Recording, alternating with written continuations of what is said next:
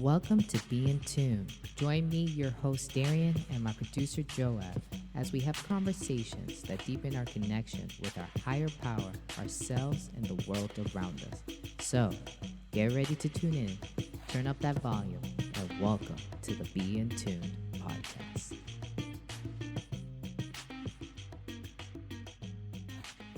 What up, what up, what up? Welcome to another episode of the Be in Tune podcast. I'm so glad that you're able to join Joab and I. I'm your host, Darien. Joab is my co-host / producer. What up, what up, what up? Oh, I love it. I love it.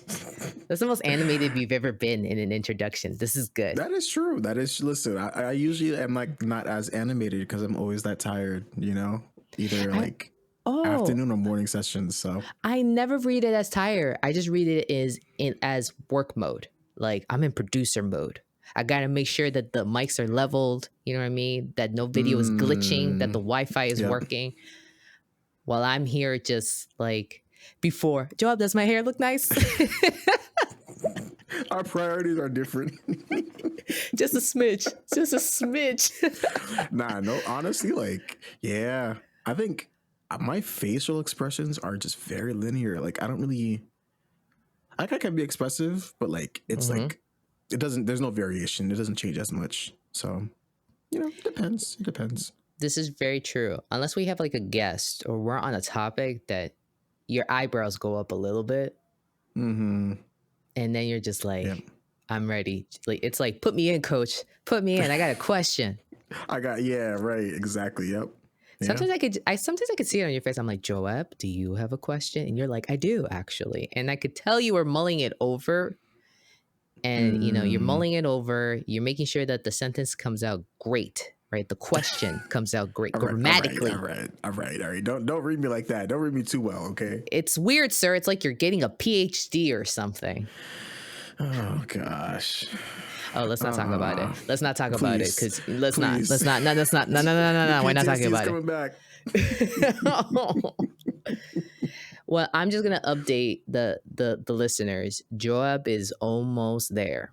We're almost there. From the Princess and the Frog. Yes, you're almost there, sir. So, for those of you listening, just keep sending our boy Joab prayers.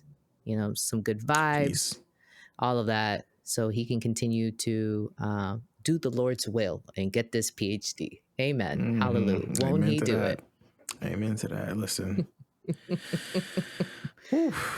Ooh, I do not envy you being in school. But anyways, we're moving on. I mean, it's not too late to do Stop PhD. that. We're moving on. Wow. Okay, wow. So once I bring up PhD, like you want to move on, that's crazy. But listen, you know what's so crazy though? And I will say this.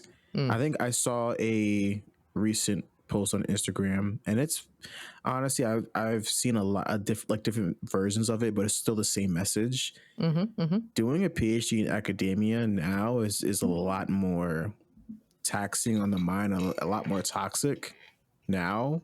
And it honestly, even like, unless you have a strong passion for what you really want, doing some type of research, and like the PhD is like your trajectory of like doing that, I can understand it. But honestly, it kind of just seems like now, is it even worth it?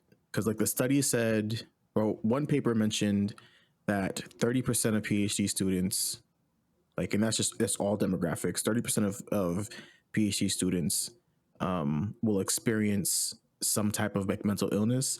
Another paper a few years ago back, and I'm talking about in journals that are like cream of the crop, like top 2, top 3 of like all science journals, said that 50% or 1 in 2 PhD students will experience some type of mental health illness, like within their PhD candidacy. So it's crazy. And there's a lot of, elements, nuances to like why that could be. But it's sad to just know that when you do a PhD or when you go into grad school, like it's expected to kind of like come out of it mentally like strained. So yeah, it's rough. Like it really is rough. Like not sugarcoating it. Yeah. I appreciate you sharing that. Why is it more toxic now as opposed to back then? Is it because more people are getting a PhD versus back then, right? So expectations, right, have risen. Is it that the curriculum, or well, not the curriculum, but the requirements of acquiring a PhD have changed? Like why now? Why more toxic now versus back then? I'm not too sure exactly. I could only like from what I've just seen, especially from like other maybe like other like disciplines of engineering, if it's like very like a very competitive area. So like for example, like let's just say AI, for example. It's fairly new, but it's also like really kind of competitive. So I could Yeah. imagine like trying to, or better yet, anything pharmaceutical. Oh my gosh. Oh my, anything pharmaceutical, anything like drug delivery or like anything in that realm, which my field, biomedical engineering, does kind of like dabble in, but anything pharmacy, it is like cutthroat. It is very competitive. It is very like just high stress situation. So it's like any applicant trying to get into a PhD program, it's almost like you're literally fighting for a position. And that could just be because, you know, the field being so competitive, everyone's always trying to go for the same thing. So like it's hard for you to stand out. So you'll literally do whatever it takes to kind of stand out, sabotage each other's like results and like fist fight over just over one PhD position or one postdoc position in someone's lab. Like they will literally fight for it. So yeah, I think that, but also because like again, being in those high positions are like very like sparse. So and there's like you said, I think you said that like a lot of applicants too. So it's the combination of all that that could like it really creates the toxicity. Dang. Mm-hmm. Wow. So you really, like you said, you really got to ask yourself, is it worth it? Is it worth you getting that degree? Like, is there something that you really want to study? Do you have a passion for a particular topic that you want to uh, study it so in depthly, right? To have that title, that degree of doctorate, right, around it. How passionate are you towards that topic? I can tell you this: I'm not that passionate towards psychology for me to go through that. That's fair. That's fair. I am. I am. It's just, you've always teased me about like, no, sometimes you don't tease me. Sometimes you just look at me like, so when we doing this? And I'm like, oh, No, no. because for real, like what? Listen. I mean, okay. Let me ask you this: do you even see yourself, or would you ever become a professor? I would love to become a professor. Yes, I could see myself being a professor. So then, why not do a PhD if you would Because you love to just be? told me, that people leave wrecked after getting their degree. And I True. value the quality of my life That's over fair. a position in a title and some level of like what's the word? Uh Not prestige, but just when you say you're a professor at a university or at Mm-hmm. a college, like that's impressive for some folks, right? Yeah. Like Yeah. it's just like, oh, that's what's up. Look at you. I'm like, Mm. I value my mental sanity over Okay. speaking in front of like 50 or 100 college students and helping the great young minds, you know. Okay. So like again, I guess like further question, then how deep? Because do you just want to become a professor, or do you actually want to go like on like a tenure track where you start off like small professor and then like you work your way to become tenure? Like, is that kind Nah, of like nah, I'm okay? good. I'm That good makes with not sense. That makes becoming, sense. but I don't mind being a small professor, as I think, as you put it, like, or an adjunct. Like, not at all, Mm-hmm. because Adjunct. at the same time, I said I value my mental sanity. I do genuinely would like to help, right? I would love to help guide. Mm-hmm. Um, I had some professors that were amazing in my schooling, right? And then at the same time, I'm like, I kind of wish I connected a little bit more with some of my professors to kind of gain more of their wisdom and, their mentoring. Um, so yeah, I would love to do that for someone else. This field that I'm in, it's not easy, just like a lot of people's fields, right? To become a mental health professional, like if you really want to do this, I hope you were like low key called for this, because this is just not in, don't you the reasoning of I just want to help people is not enough. Yeah, Is unfortunately. Yeah. not enough. And there's a lot of theories that are being developed, changed, right? And I love psychology. I love it. I would love to teach it. I would love to get people excited about it, right? The study of human behavior. Like, come on. Come on, B.F. right? Skinner. Listen, Let's some of go. the good Well, maybe stuff. wait, maybe not B.F. Skinner, but Why not? I don't know. If I gotta teach like behavioral theory and all that, I was like, forget it. I'm out. Put me with the Carl Rogers are at. What? I Yeah. loved it. Oh my gosh. No, What? I value it. I just don't know if I can teach it back. That's the thing. Okay, I feel you. No, that makes sense. That I know definitely my makes sense. strengths and I know my weaknesses. I don't know if I that's feel a you. That's strength. good. I don't know if No, that's my I feel strength.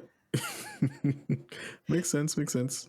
Yeah, no, but one of my favorite psychologists is Carl Rogers.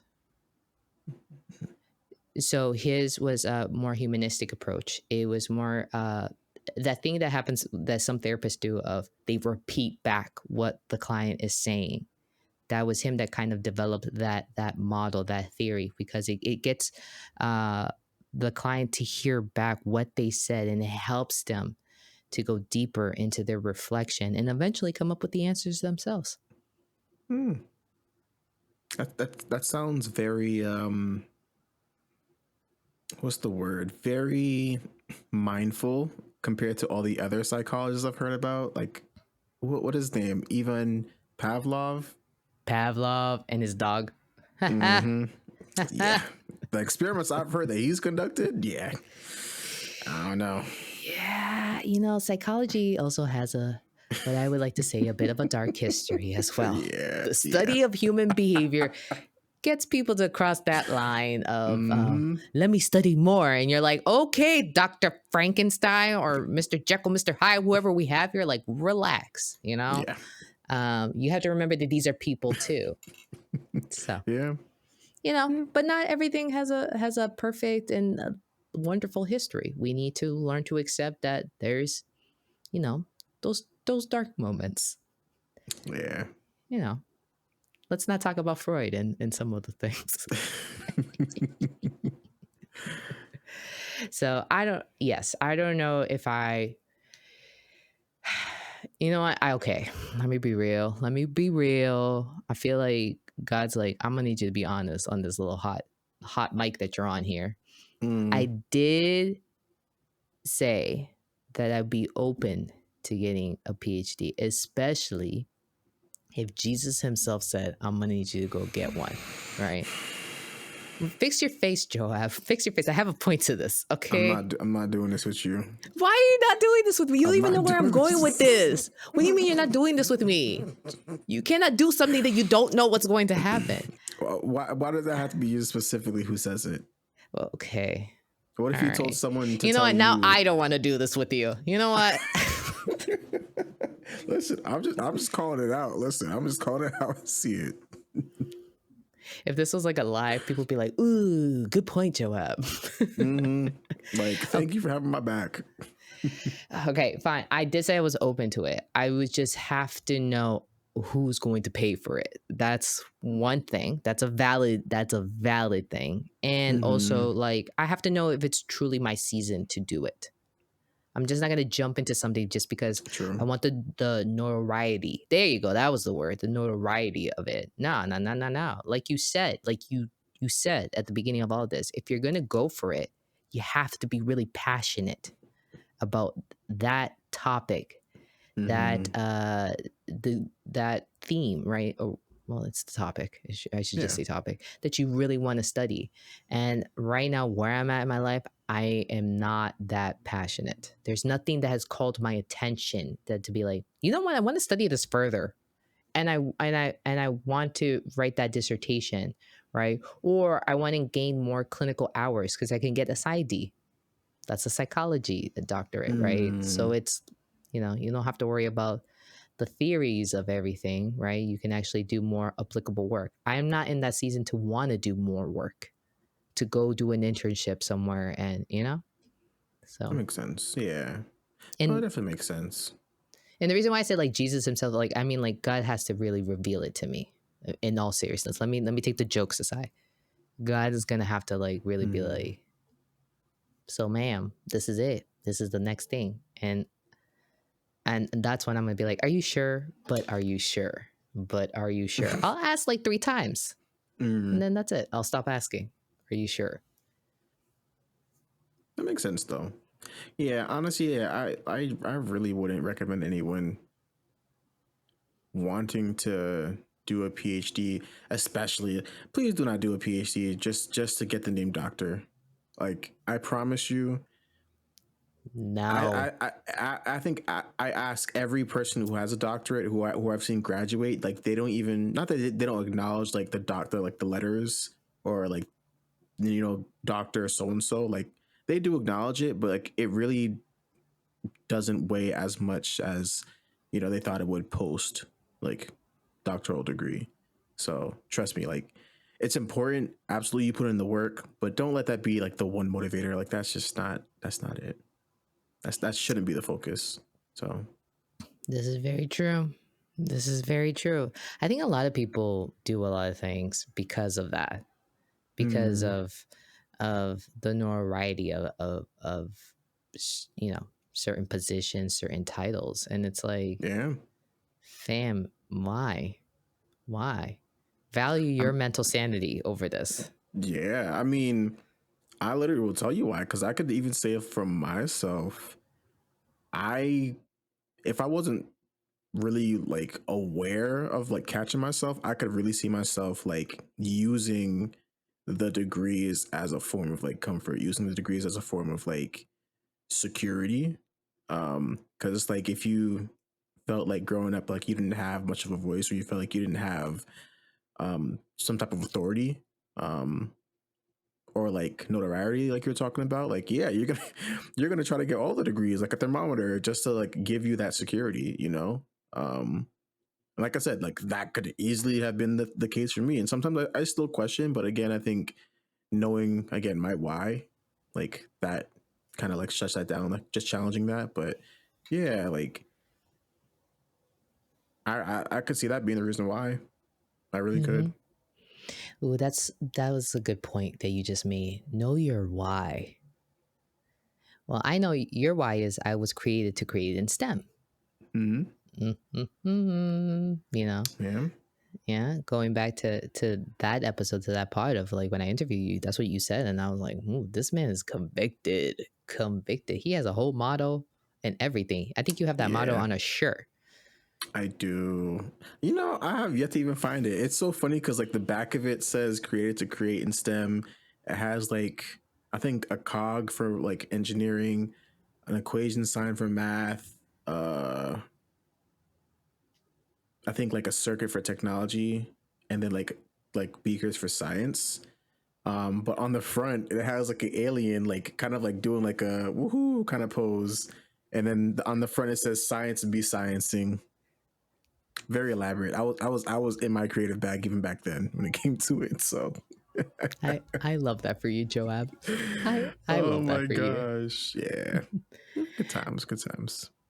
Well, we need to remember our why. I think we forget our whys a lot when it comes to us doing certain things in our lives, working certain jobs, being in certain relationships, right? Interacting with certain people, right? Attending certain events. Like, I think it's easy for us to get caught up in like the routine or the monotony of certain things. And you have to be like, why are you doing this?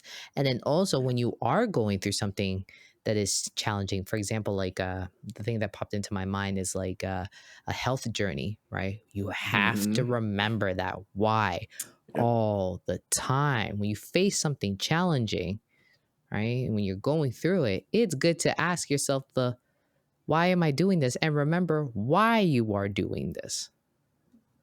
Yeah. Absolutely. I mean, without it, Yeah. it's like you really don't have much of a guide to kind of like redirect you whenever you do kind of like steer off the path, you know. And I know like when I was talking about that, like it was more so with like education, with career, but like you were saying, that could really be for anything. That could be for relationships, that could be for um like your passion or whatever. Like you have Mm-hmm. to kind of like know just why, like why you are doing what you're doing, because Mm-hmm. otherwise, like, and it's sad, I've literally seen people go into a PhD like because their parents kind of told them like, oh, like everyone in the family has a PhD, so you have to get one, or everyone in the family is a doctor, so you have to become a doctor, you know. So it's like they get into like these fields, but like they literally don't have a why. It's their parents' why, but it's not their own. So, and that yeah, that just, if you don't have a why, like it doesn't, like you lose sight of it. But also like if you're following someone else's why, you don't have any like passion or enthusiasm to even like fulfill that. So Mm-hmm. yeah, True you need to that. have your own.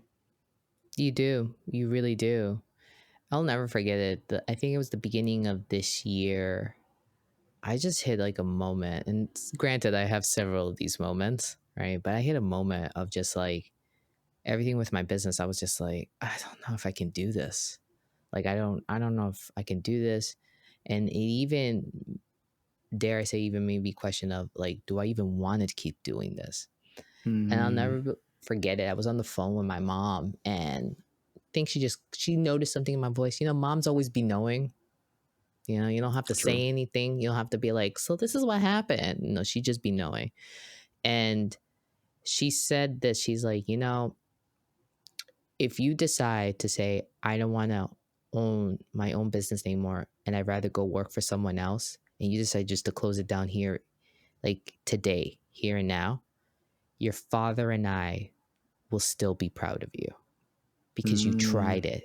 Because you tried it and you did, and you got to this point and you hit a year and you did it, and we would still, the family, no one would look at you any differently. The family would still be proud of you. that's I was good. like, that's That's such a great good. support, because first of all, not everyone's getting that. Yep. So Yeah. if I may, I'm having a little bit of an emotional moment. Let me be that for someone else right now. Like if you decide that you don't want to do something anymore because your why doesn't match up with what it is that you're doing, you are a-okay. Go ahead. We're proud of you. We're proud of you for Mm-hmm. listening to yourself. We're proud of you for wanting to do better for yourself, and to maybe take a moment to reflect, what is my why? And is this matching up? This thing that I'm doing, is it matching up with my why? And after, so again, we're proud of you, right? Do you? Going back to my story, after she said that, I literally thought about it. I was like, do I want to still own my own therapy practice? Like, do I really want to do this? And then that why that I had initially came back, and it was like, yeah, I want to do this because I want to help people, and I want Yeah. to help people in my own way. You know, I don't want to Yeah. like, you know, go off and be like unethical or anything like that. No, I just, you know, I've worked for people. I've taken no. I've liked some things. I've taken some things here and there. Some things I'm like, no, I don't think I. This is my own personal theoretical approach, professional approach to this. I want to try it this way. I want to try, see what we can do here. How can we do therapy in this manner? I like the creative aspect. I like having a semblance of control and being the boss, in the sense of saying, go ahead, try it, let's see how this works out. And I had to Mm, remember that in that moment, because that was just a moment that I was just like, do I even want to keep doing this? Let me yeah. just chuck this and go get a 9 to 5 and call it a day. Yeah. And I think, you know, even just you saying that, like, I, it's so interesting because like I feels like we all think that if we're on a track that even if we're very passionate about, those doubts won't ever come. Like I feel like we Ooh, always think like yeah. because we're on, you know, the thing that we love to do, or because we're with the person we love so much, or we're doing the thing we love so much, like those moments won't ever come, because why would they come? Because we're doing exactly what we love. We're doing exactly like what's the core to our heart. But that's just not reality. Like there's gonna be some opposition, to the thing that you love. So like, yeah, like your why definitely has to be there in those moments too. And like, I think it's just unwise to not think like like those oppositions like won't come, because they will. They definitely will. Especially because pretty much what we always talk about on this pod, like we're not the only person on this planet. We're sharing with other people who think differently, like move differently. So yeah. And not only that, you're going to go through different seasons, right? With Joab, I imagine when it comes to getting this PhD, I was going to say when it came to getting your PhD, but I was like, no, when it comes to getting this PhD, almost. I can't wait to change that sentence to be like, when it came. I know. Can I call you Dr. Joab? Would you like, or are you going to be like, no, Darien, please don't do that? I have a thing about that. It's not, I guess, like so funny. Even my therapist kind of brought it up one time too. He was like, what's like wrong with like you kind of acknowledging that first? And I had this whole thing where it's like, if I say it now, it kind of feels like I haven't earned it, which in a sense I really haven't, because I haven't done like the requirements, even though I'm on the track for it. But like for me to call myself doctor, I would literally have to like finish my research, present it in like a dissertation, defend my dissertation, and then once my committee accepts it, then I'll be doctor. So it's like I kind of have to go through those series of events in my head. Otherwise, not really. Like I wouldn't call myself doctor, but I digress. No, you're not digressing. What's the opposite of digress? I don't know. Progress. I don't know. You are progressing. Yes. I would be like, when we said progressing, I was like regressing. And I was like, wait, hold on. Come back, psych term. Come back. Like, no, I think the same way. Maybe this is why you and I are friends, because I think the exact same way. I think I even said that too. You were teasing me the last time we had this pod, and you were like, when we came up with this new setup, and you were just like, I said, Joab, I do not want to look like a stereotypical psychologist who has a podcast and it has, you know what I mean, sitting at their desk. And you were like, but you are one. And I was like, no, I am not. What do you mean? What and do you mean? I said, you better take those words back, because I was like, don't you dare go around, start these rumors and say that I am one. And I explained how I'm not one because I don't have, the PhD and all that. And you just went like this. You just shrugged your shoulders, because I feel like in your mind it was like tomato, tomato. Like, no, but for real. Like, okay, think about it this way.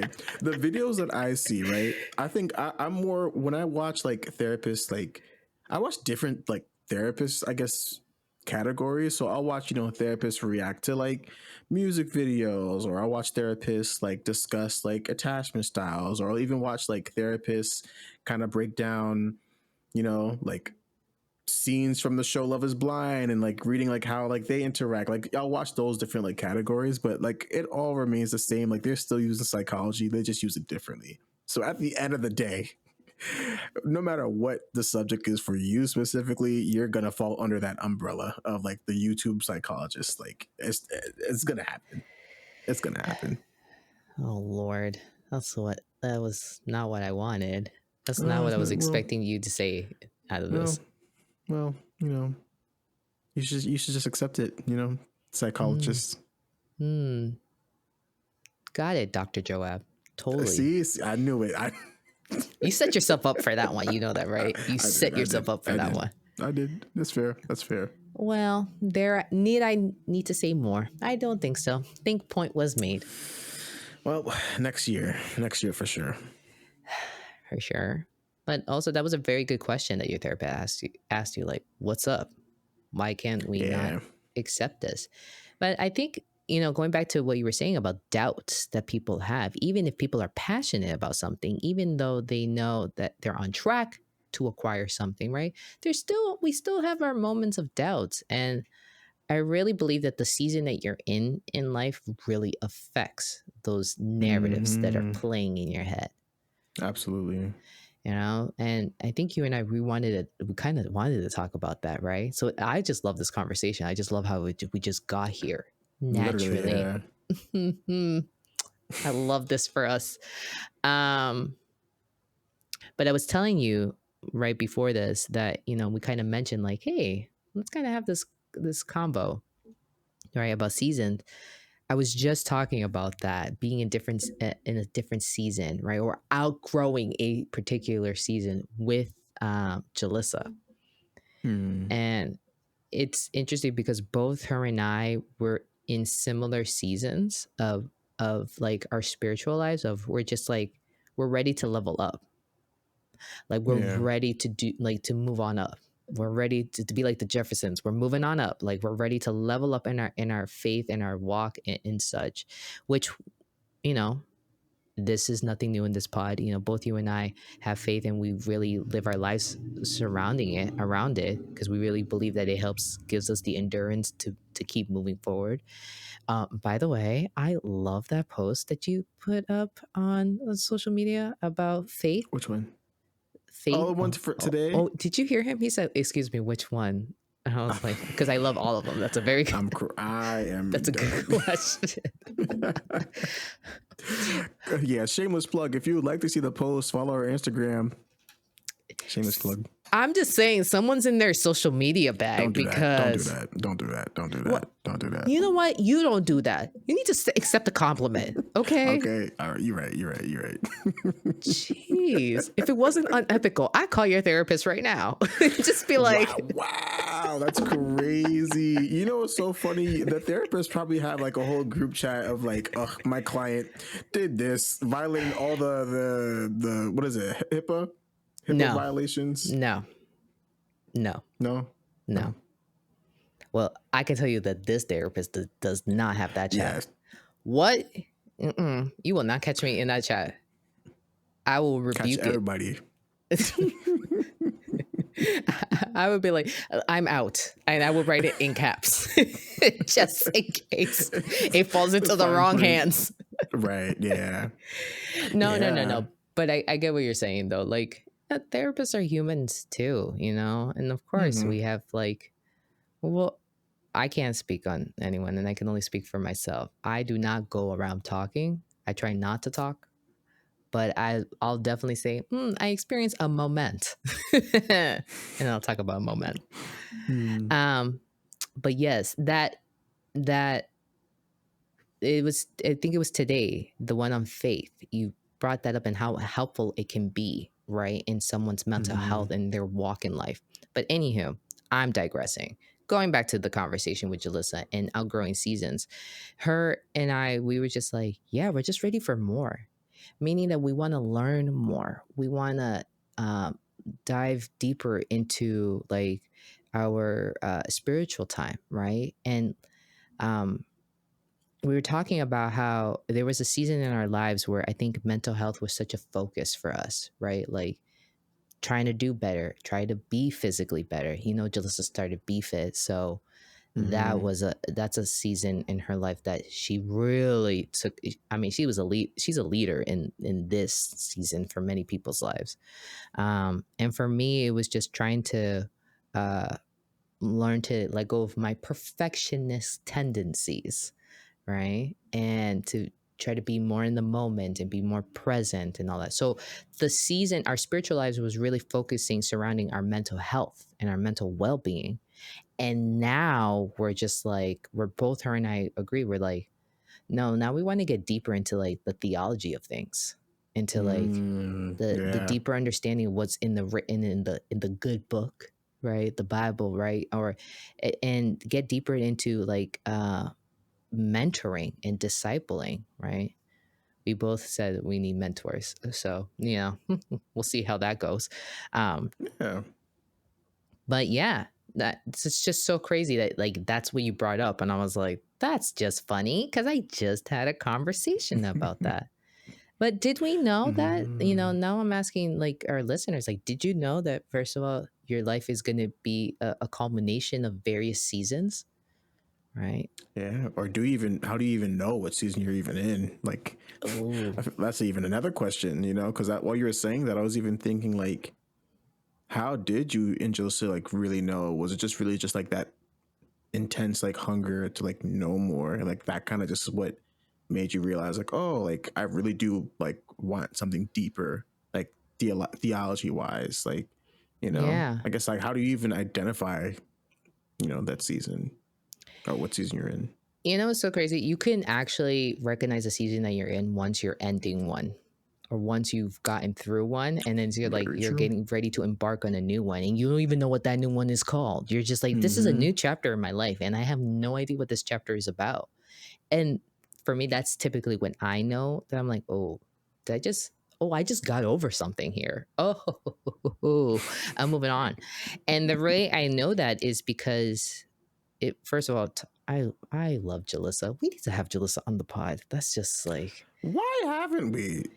well, that's a good question, Joab. You know, she does a lot, and honestly, with the several ministries that she does have, that is true.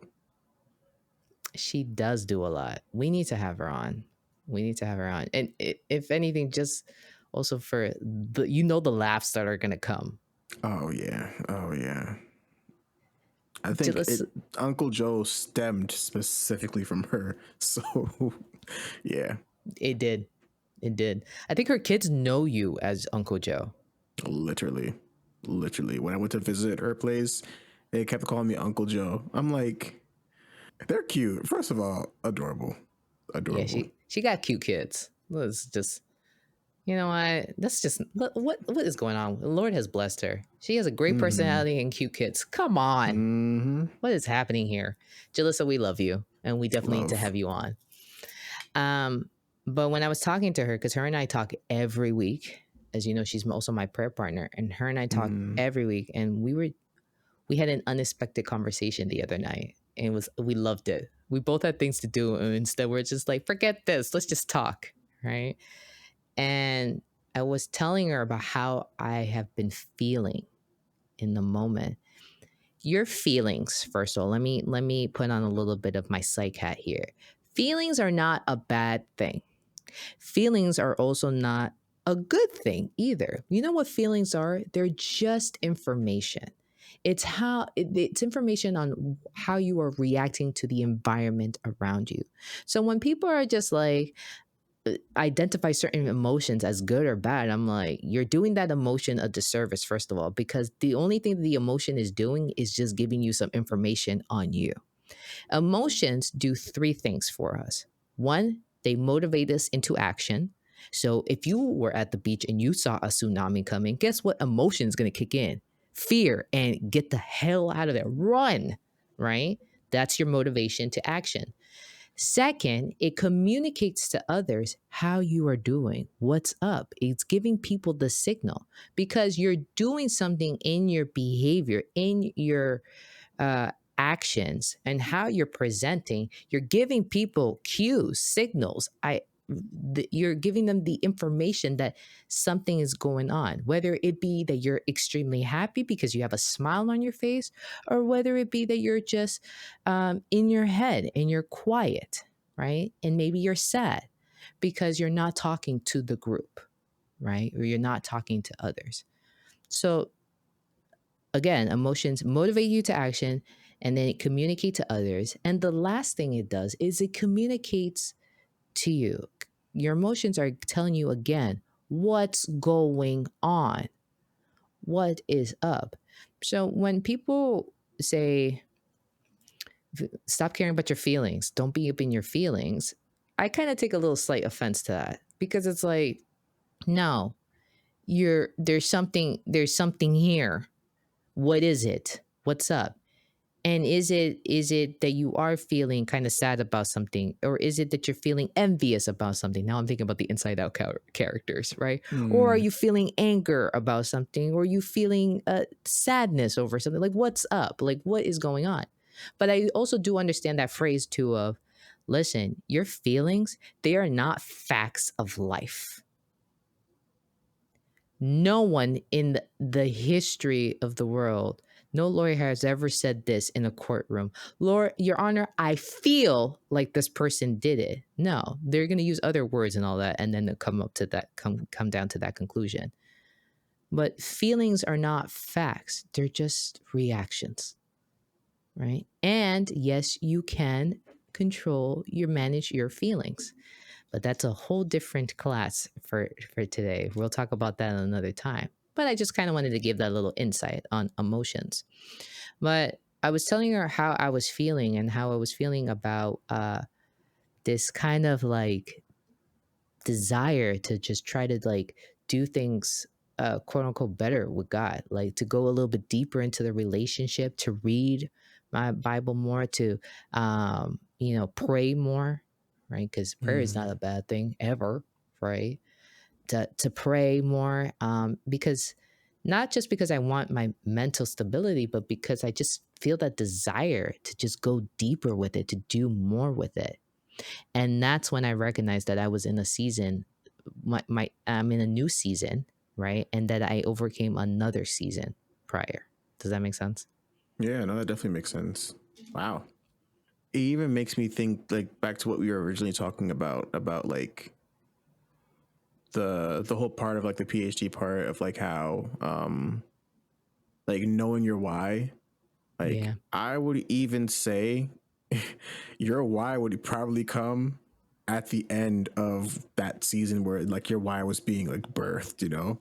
And then what would come after that new season would probably be like, you know, your why in application or something like that. So Mm-hmm. again, I feel like kind of just like reconfirming like I guess the one theme of this all is just like awareness. Awareness and like Yes. yeah, just like not to be cliche, but being in tune with yourself, literally, you know, Mm-hmm. like being in tune with like your emotions, being in like Mm-hmm. where you are, where you stand. I love that. I really love that. For Yeah. sure. There's I'm just now thinking about like in DBT, the DBT workbook that I use, right? There's a particular chart that kind of talks about how to identify an emotion. And the first thing that it says is that you're feeling something because you have an awareness around it. If something grabbed your attention, that means that there is most likely an emotion that's going to come about, right? Yep. That you're going to experience. And then you kind of work your way through that chart, right? You identify kind of like narratives that you have, right? Vulnerable factors that are contributing. It's like really like an intense chart, but it just makes a lot of sense, right? Because we're human and we're humans that feel, Yeah. and there's nothing wrong with being vulnerable with yourself to know your feelings. Like if anything, that's an act of courage there. I highly recommend that you read the book Daring Greatly by Brene Brown, right? To know, to kind of get more of what I'm saying here.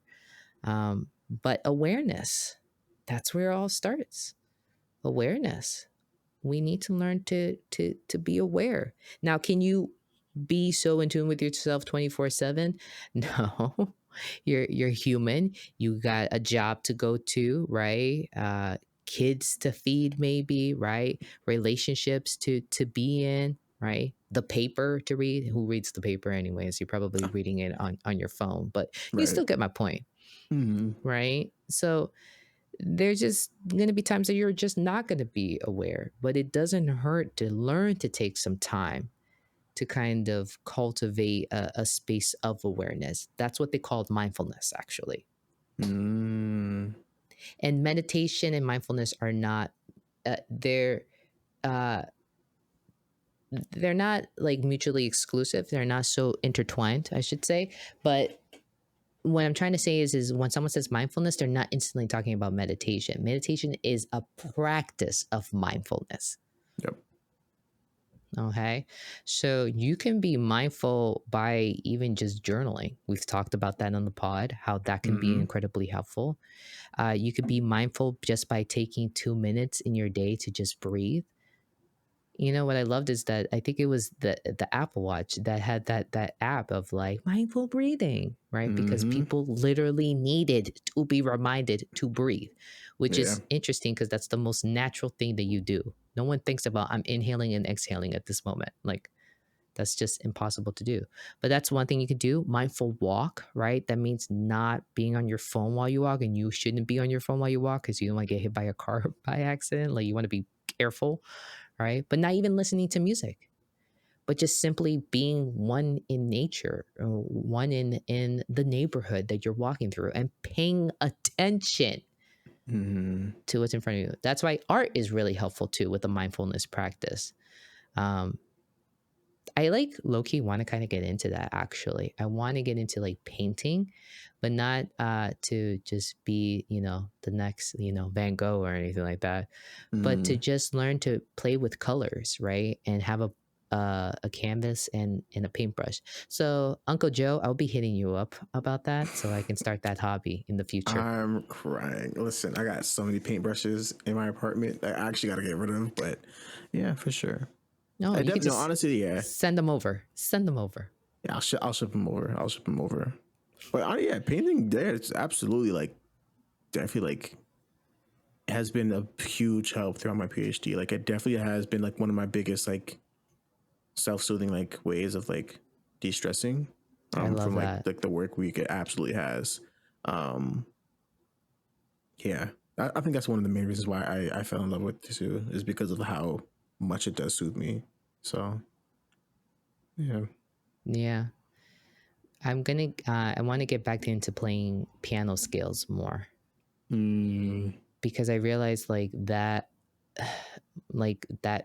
what I used to deem as boring, right? Boring practice. I'm like, wow, talk about how you can really just like space out in a sense, like really help clear your mind. Like it's like that for like jogging for some people. It's like, wow, I'm marking through things and plus my fingers can use the practice so I can be better, right? Okay. But yes, like when we engage in mindfulness, right, we're also choosing to learn how to just do one thing and be completely focused on that task. Yeah. First of all, we can't multitask. Like I think I've said this on the pod in the past. That's not a biological thing. You're context switching, but you context switch so much in your brain, it's like flipping a page extremely fast that you think that you're doing multiple things at the same time. But we literally don't multitask.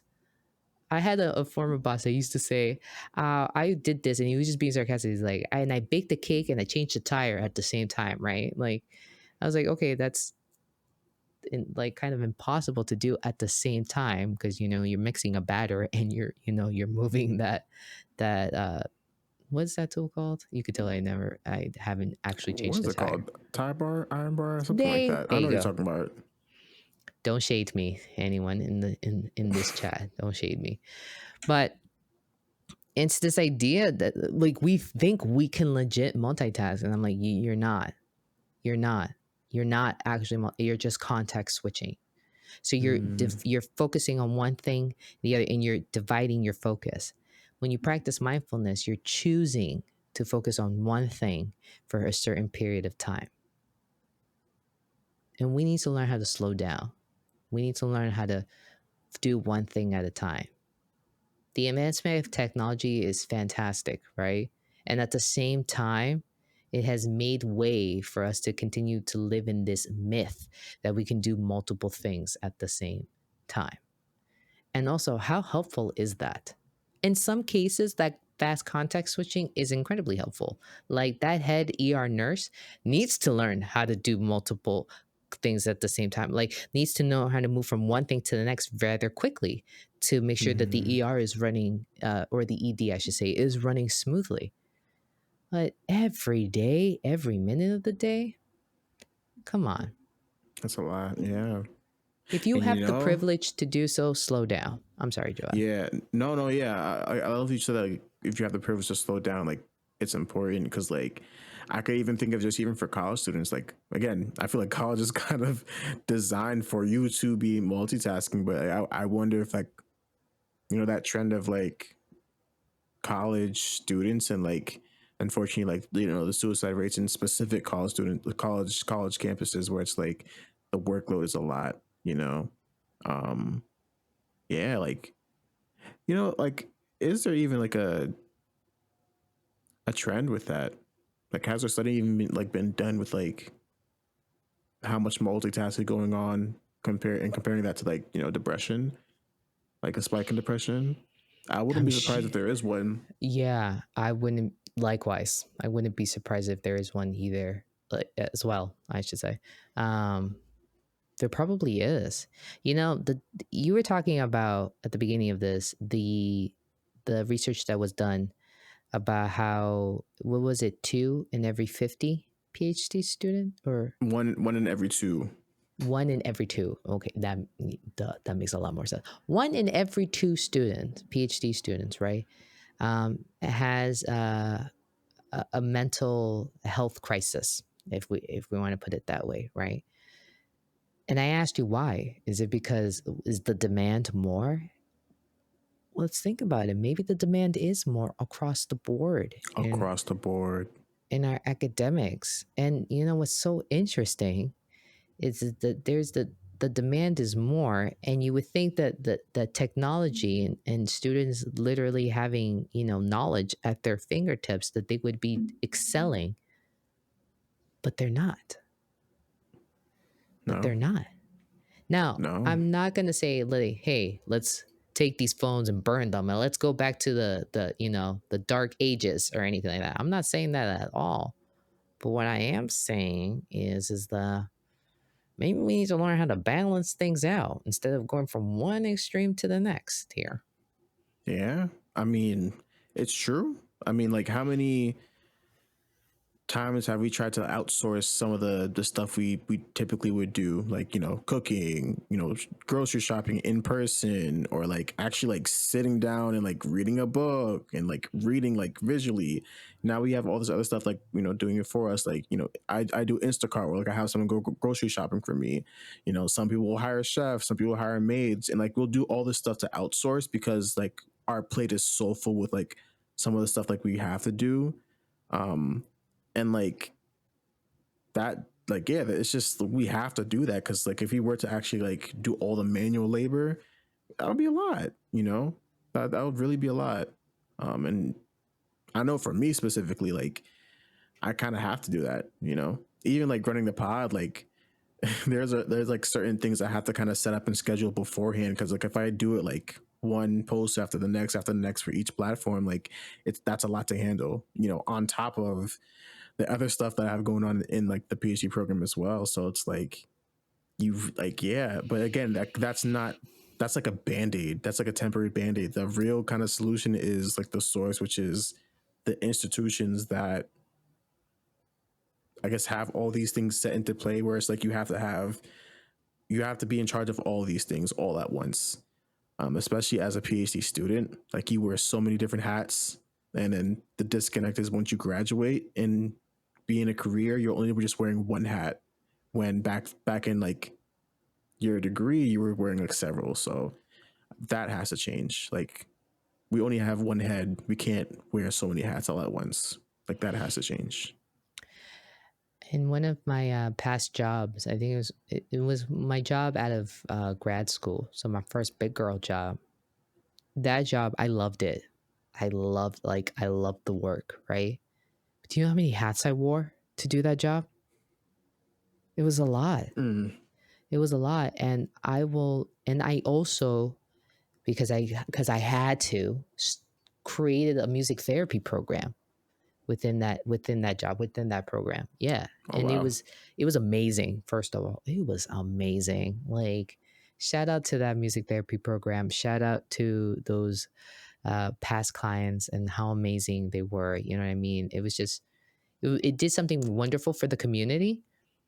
But I remember that there was just one day at at the end of one of my meetings, and my friend was just like, looked at me, and she's like, "You can't keep doing this anymore."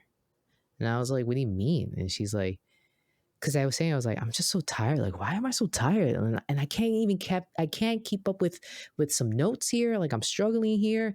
And she's like, "I would be too if I was doing everything that you do." And she's like, "We do a lot, and you added something else too." Now, granted, that institution didn't ask me to create a whole music therapy program. I was inspired to do that, right? But along with my other work. but I didn't see them giving me the extra assist when it came to this program. And also when it came to, you know, the success of it, because it was genuinely doing something awesome and it was becoming known within the company. Although my shout out to my coworkers at the time for always being willing to help, right? But they were also doing their own stuff too. Yeah. And their stuff was a lot as well. The clientele that we had was not an easy clientele, right? Because, you know, struggles, everyone has them, not easy, along with having to run slash teach several groups, along with having to meet with people individually and keep up with your notes and attend several meetings throughout the day. I was just like, so as you were talking about that, I was just thinking about that. I was like, wow, how did we do it? How did we go through all of that? Now, Yeah. there is a group of people that think, you know, certain generations are quote unquote soft because, you know, they don't work as hard, or back in my day we had to do this, right? How dare someone not want to move for less than something, right? And work for less than something. And why is it that we need to be constantly catering to mental health? I think there's generally a group of people that think that because we started talking about it, now it's become quote unquote a crutch for people, and this is why we're not advancing as we are advancing. Okay, you are completely entitled to your opinion. I don't know if I 100% agree with what you're saying, right? Respectfully.